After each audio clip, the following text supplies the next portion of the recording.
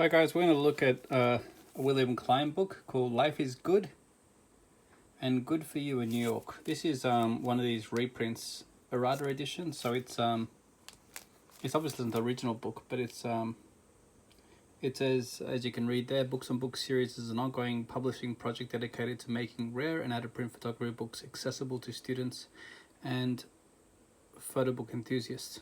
So this is William Klein's Life is Good and Good for You in New York. Klein's photos were most probably ones that interested me the most from the beginning. I wonder what year this book was originally published in. Let me just double check. It doesn't say quite there yet, but I will hopefully be able to check at the end.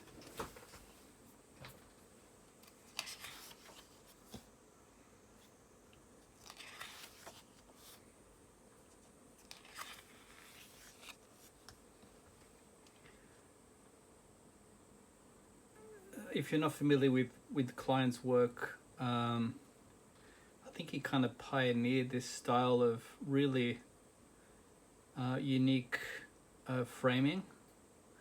I mean, it looks maybe normal now, but having like 4 random heads all like scrunched into a corner of a frame was quite unique.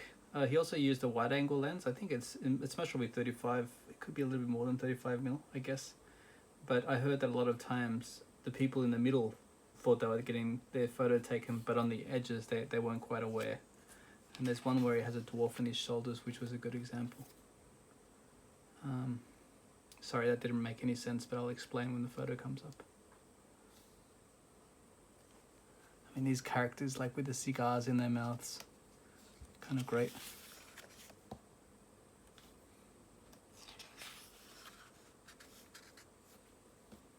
I mean, heavy contrast and dark shadows. This is the photo I'm talking about, where I think this guy didn't think he was in the photo, but he ended up being in the photo because the lens is so wide angled.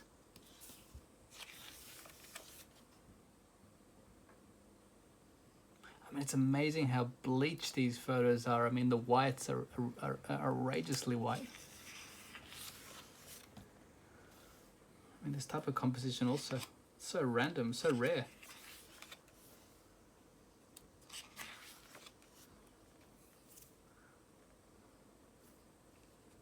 I mean, he's captured childhood very well, hasn't he? Yeah, I thought this one was crazy. Wherever I saw this one, just his face. He has a gun to his head. Obviously a fake gun.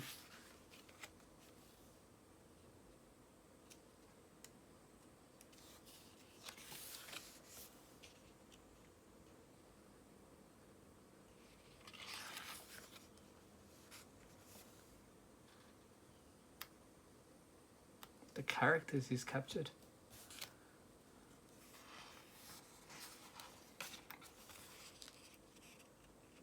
I mean, can anyone guess what year these photos are? It's going to say at the end of the book, but I'm going to put my guess like 19... I was going to say 1940s, but I think that's too early, isn't it? Let's see. Yeah, I've seen these photos before. The reflections of the billboards on the car is amazing.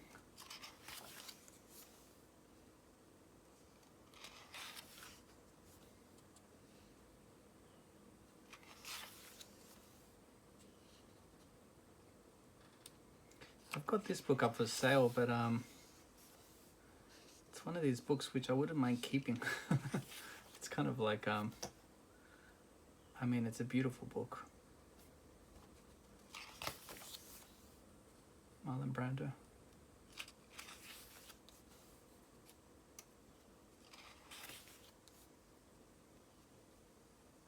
I mean, juxtaposition of the person in front of an ad is pretty cool.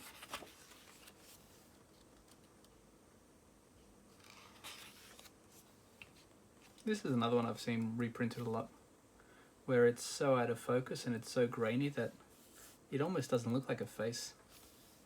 I mean, obviously you can tell it's a face, but it's quite a unique way of taking a photo. This is another famous one that I've seen a lot. Yeah.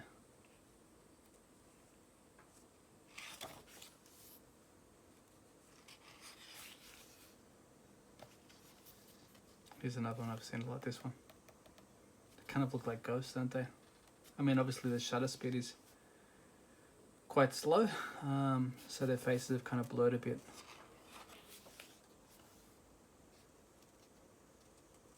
He must have been getting very close if he's captured them so many in a photo.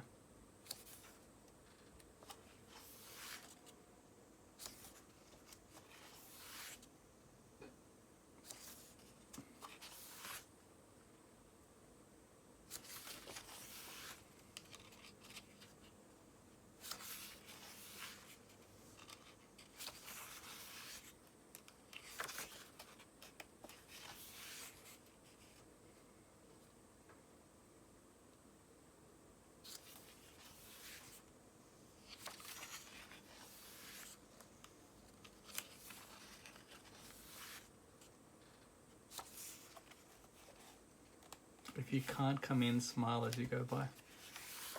Okay. Here it is.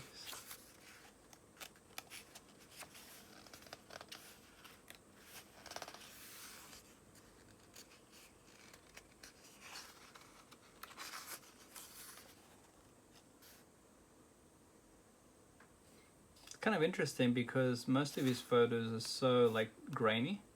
Look at the contrast on this photo. Really push the whites and the blacks, but then if you look at this photo, it's not really grainy at all. I wonder if a lot of it was done in post-production.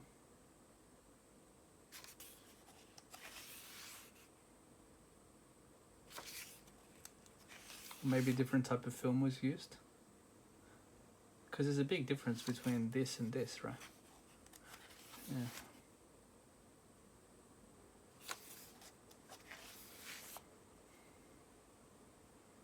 If you like William Klein, if you like these photos, you must probably know of Robert Frank, especially his book The Americans.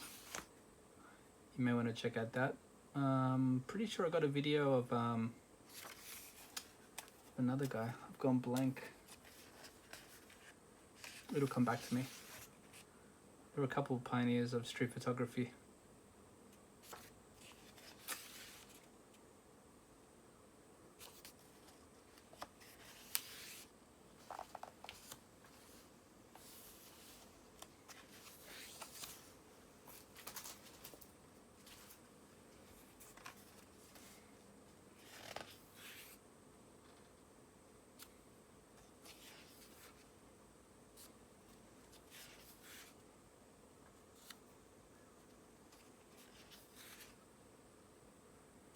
It's a great shot.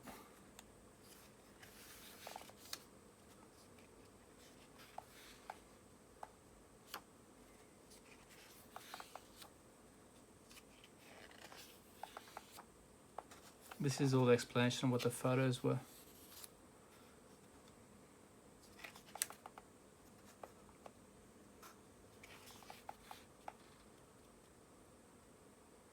Okay, the photographer William Klein had initially been a painter embroiled in experimental Parisian abstraction of the 1950s. Later, in the 1960s, among his many careers, he became known as one of the most successful photographers of international high fashion. So I think the answer to the first question is 1960s, not 1940s, like I guessed. So this is 1956, it says here. So 1956. So you could say he's definitely one of the pioneers.